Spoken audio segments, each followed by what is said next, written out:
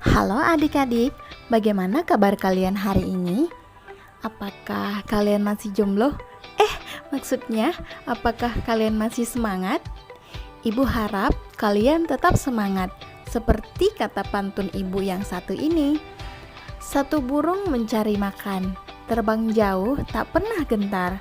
Meski dari rumah tak ketemu gebetan, tapi semangat belajar tak pernah pudar.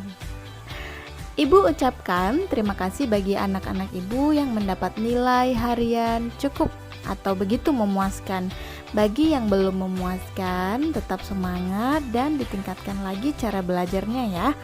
Dan bagi yang sudah merasa puas dengan hasil ujian penilaian harian pertamanya, tetap dipertahankan atau ditingkatkan lagi. Nah, pada pertemuan sebelumnya kita sudah membahas tentang teks eksposisi mencakup struktur dan juga cirinya.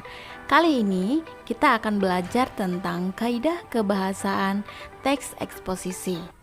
Pada umumnya, kaidah kebahasaan adalah kaidah atau aturan yang digunakan dalam membentuk kata dan kalimat sebagai ciri ataupun pembeda dengan jenis teks lainnya. Adapun kaidah kebahasaan pada teks eksposisi adalah kata sifat, kausalitas, konjungsi temporal, kalimat aktif transitif, dan kalimat aktif intransitif. Nah, kita akan bahas satu persatu. Nah, disimak baik-baik ya adik-adik. Yang pertama adalah kata sifat. Kata sifat merupakan kata yang menjelaskan atau menambah arti dari suatu kata benda agar kata benda tersebut lebih spesifik. Terdapat beberapa ciri di dalam kata sifat yang dapat membedakannya dengan jenis kata yang lainnya. Di antaranya adalah yang pertama, kata sifat dapat diberikan keterangan pembanding seperti kata lebih, kurang, paling. Contohnya, kurang sehat, lebih tinggi, paling cantik. Yang kedua, kata sifat dapat disertai dengan keterangan yang umumnya bersifat menguatkan. Misalnya, sangat, amat, paling, dan lain sebagainya. Sebagai contoh, sangat dekat, terlalu jauh, amat indah.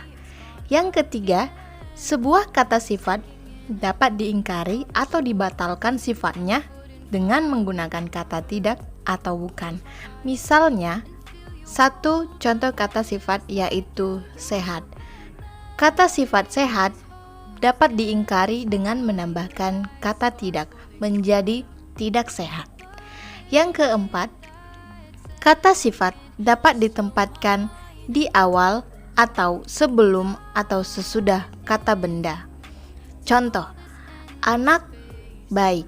Anak sebagai kata benda, baik sebagai kata sifat, di mana kata sifat ditempatkan di belakang atau setelah kata benda.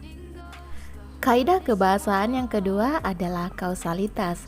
Kausalitas dibangun oleh hubungan antara dua kejadian, yaitu kejadian yang pertama sebagai sebab dan kejadian yang kedua sebagai akibat atau dampak, yang mana kejadian kedua dipahami sebagai konsekuensi dari yang pertama atau sebaliknya.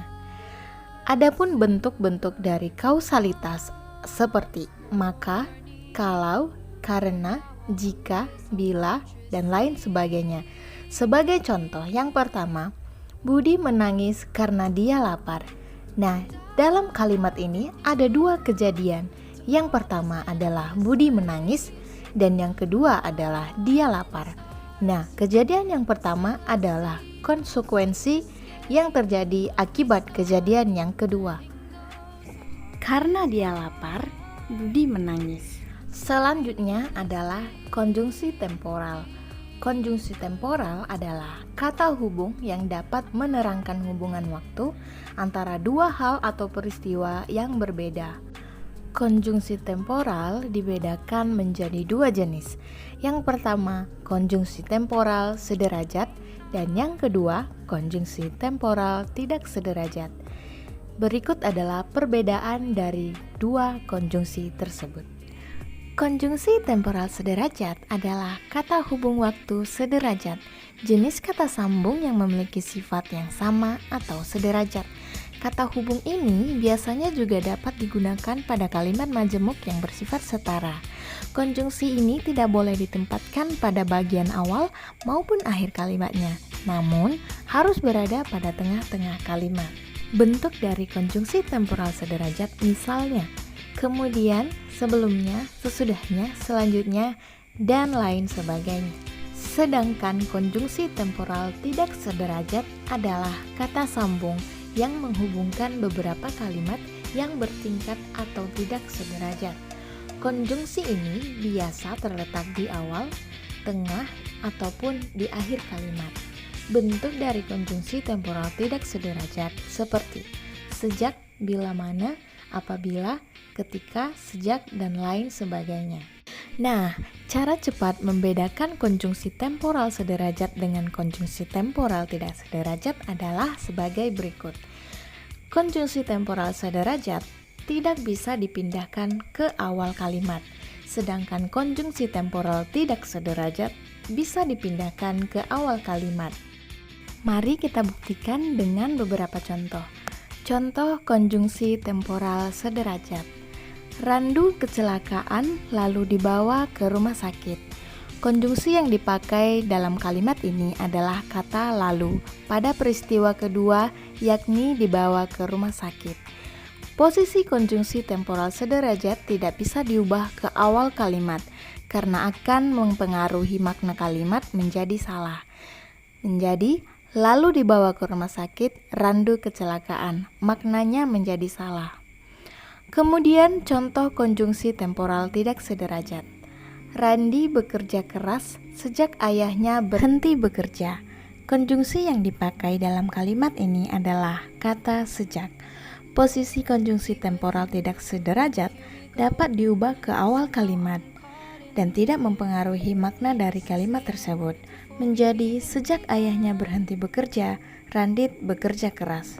Kaidah kebahasaan selanjutnya adalah kalimat transitif dan kalimat intransitif. Berbicara mengenai pembuatan kalimat dalam bahasa Indonesia, tentu kita tidak bisa lepas dari pembahasan kalimat aktif dan pasif. Dua jenis kalimat ini sudah kita kenal dengan sangat baik.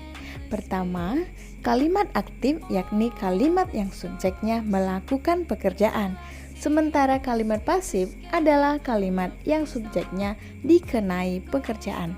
Nah, berbicara mengenai kalimat aktif, kita mengenal kata kerja transitif dan kata kerja intransitif, yang mana jika kata kerja tersebut dipakai untuk membuat kalimat aktif, maka akan menjadi kalimat transitif dan kalimat intransitif.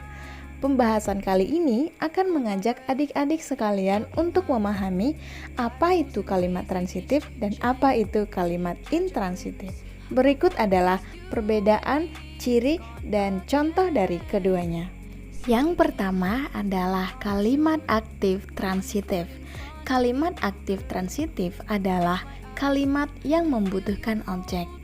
Ciri-ciri dari kalimat aktif transitif yang pertama, kalimat ini menggunakan kata kerja transitif atau dengan kata lain, kata kerja yang membutuhkan objek.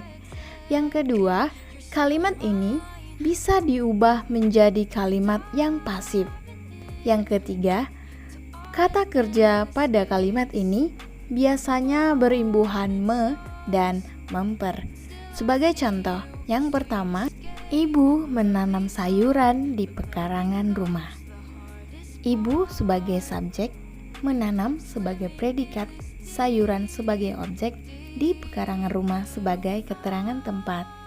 Sedangkan kalimat aktif intransitif adalah kalimat aktif yang tidak membutuhkan objek. Ciri-ciri dari kalimat aktif intransitif yang pertama, kalimat ini tidak memerlukan objek. Dengan kata lain bahwa kalimat ini menggunakan kata kerja intransitif. Yang kedua, kalimat ini tidak bisa diubah menjadi kalimat pasif. Yang ketiga, kata kerja biasanya berimbuhan ter, ke, ber, kean, dan lain sebagainya. Sebagai contoh, Angel bernyanyi dengan sangat indah. Angel sebagai subjek, bernyanyi sebagai predikat dengan sangat indah adalah keterangan cara. Yang kedua, sebuah bus tenggelam di danau. Sebuah bus adalah subjek, tenggelam sebagai predikat, di danau sebagai keterangan tempat. Nah, adik-adik, kalian sudah mengetahui kaidah kebahasaan teks eksposisi. Kesimpulan pelajaran kita kali ini adalah teks eksposisi memiliki 5 kaidah kebahasaan, antara lain kata sifat, kopula, konjungsi temporal yang terdiri antara konjungsi temporal sederajat dan konjungsi temporal tidak sederajat. Kemudian ada kalimat aktif transitif dan kalimat aktif intransitif. Demikianlah materi kita kali ini. Tetap semangat adik-adik dalam melaksanakan pembelajaran daring. Tetap jaga kesehatan dan di rumah saja itu jauh lebih aman. Saya, Ibu Lita Sandora Manalu, mengucapkan sekian dan terima kasih. Sampai ketemu di pertemuan selanjutnya.